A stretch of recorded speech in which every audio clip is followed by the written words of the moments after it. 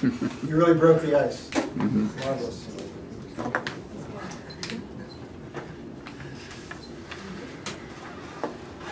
Our next speaker is giving his number 3 speech from the Competent Communicator Manual, which is, the focus of which is to get to the point. And his speech is entitled, I Need a New Car. Brian McGinnis.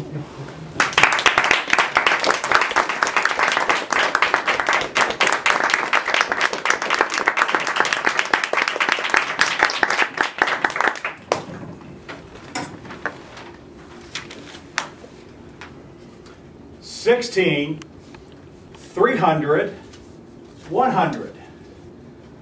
I have owned, purchased, or financed 16 cars to date.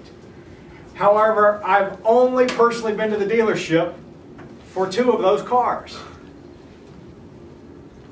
300 feet, the distance from my front door to my desk, not only at 1 duty station, but 2 duty stations. That is my serenity. 100 miles, the round trip commute from my hopeful house to Philadelphia and back at my next duty station within the next year. As you can see, I am going to be distance challenged and commuting novice at my next duty station. You may wonder, how does he own 16 cars and he's only ever been to the dealership twice? Because in each of the places in the world I have been stationed, they have a lemon lot. You'll walk through, I want that one, call the person, he wants to get rid of it. It's a very quick, no pressure, no hassle sale. So I need a new car. I own 3 used cars right now that have over 20 years of age or 150,000 miles on them. And I have to commute 100 miles round trip. When buying a car, there are 3 things that most people typically consider in the purchase of that car.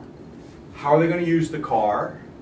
The level of comfort and luxury they want, and what's the miles per gallon rating that they're willing to pay for. So I will discuss those 3 points. So, how are you going to use the car? Are you going to be a commuter, driving back and forth to work? Do you have a business that requires a pickup truck or a larger vehicle to haul things? Or do you have the big RV that you have to tow something, requiring that oversized vehicle? Or are you the mom? You need the station wagon, the K-wagon, or now it's the minivan. What is the intended use of your vehicle? Comfort level. Are you up there in the Mercedes-Benz K-Class, luxury leather seats, heated in the seats, cooling in the seats now, dual climate AC?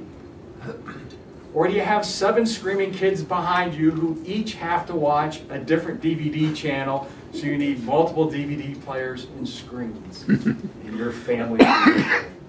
And you're hauling a ton of groceries, so the standard trunk is not going to work for the standard sedan that we've all seen and grown up with. So those are the 3 things that you have to consider. How am I going to use it? What is my level of luxury that I need? And the miles per gallon. Can I afford 19 miles per gallon highway, 16 miles in the city? Or do I need something more reasonable, 25 miles per gallon on the highway? Or do I really need something because I am concerned about the environment and I'm looking for 37 to 50 miles per gallon?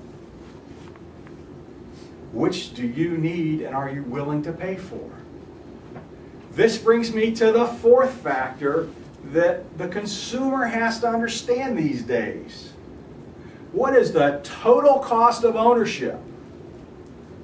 So back to the miles per gallon. I want 50 miles per gallon. I am concerned about my carbon footprint. And I don't care that it's going to cost me $40,000 to $45,000 to be concerned about my carbon footprint. Well, that's not me. But there are people out there, and good for them, that they can afford, I will call it the luxury of paying for a lower carbon footprint. But that's what a Toyota Prius is probably going to run you to get that hybrid drive to get you to 50 miles per gallon. That's part of your total ownership cost. The other factors you have to concern is my fuel that I'm putting into the car. So there's new generations of vehicles coming onto the market this year. There's the plug-in hybrid. You actually plug it in at home at night to charge the battery pack. It has a bigger battery pack than the Prius we're used to seeing. So now I'm not using as much gas as the regular Prius, I'm using electricity at anywhere between 11 to 15 cents per kilowatt hour, which if you work it out, and we won't go through the math, is much cheaper per mile than your gasoline is. I can buy the total electric vehicle. The Nissan Leaf is out there today. And I don't know what the purchase price is because it's not on the website that's so new. There I plug in my car all the time. And I don't buy any gasoline. So a couple factors to consider in the total ownership cost. If you were to increase the miles per gallon of your car from 20 miles per gallon to 30, you would save $880 per year in fuel cost. And here are the assumptions. It assumes you drive 15,000 miles per year and that gas costs $3.52. That's $4,400 over a 5-year period. Well, hey, I can tack $4,400 onto the price of my car to get the better miles per gallon and pay less in fuel. But what if my assumptions change? What if I go for the 40 mile per gallon car? Well, then I save $1,760 per year, which that's $8,800 over a 5-year period. Hey, now I'm getting some money back. What if the price of gas goes up?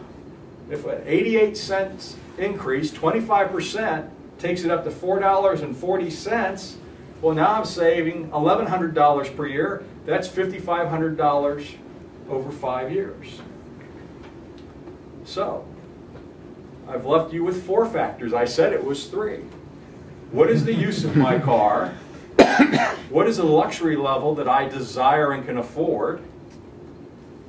What is the miles per gallon, which relates to the 4th factor? What is the total ownership cost? You have to do the math.